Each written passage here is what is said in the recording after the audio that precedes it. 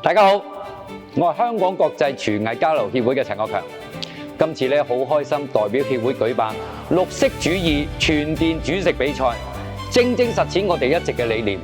飲食無國界，廚師無疆界。今次呢個比賽咧意義非常之重大，希望推動到成個廚師業界普及 ESG 綠色飲食概念，由節能開始，鼓勵大家多啲用香港嘅本地食材，配合高效益、健康嘅醬料去創作美食。等我哋煮食之餘咧，都可以做到低碳環保。除咗一半嘅青年專業廚師之外咧，我哋今次會首次開放俾業餘嘅煮食愛好者，目的咧就係鼓勵一班中意煮食嘅大眾發揮自己嘅創意，等綠色煮食唔係專業廚師嘅事，可以帶動大眾一齊推動綠色飲食文化。希望大家多多支持，踴躍參與。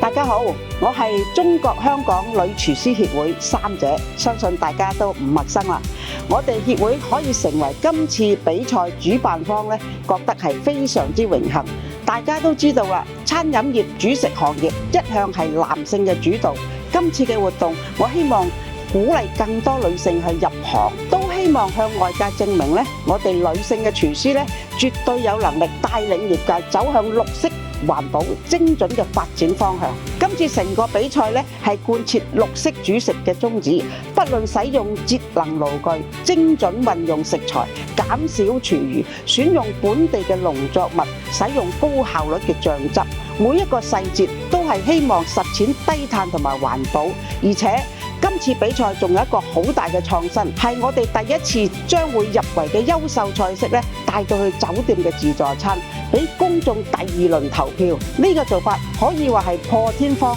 等廚師咧唔使淨係局限喺比賽場地，可以直接走入大眾，貼近市民，將香港嘅廚藝比賽嘅層次同影響力咧再推高一步。最後，我都希望大家多多支持本地廚藝發展，支持女性廚師，亦都支持綠色嘅餐飲。多謝。我哋一齊努力，推動香港餐飲業做得更健康、更環保、更可以持續。我哋約定你10月13號見。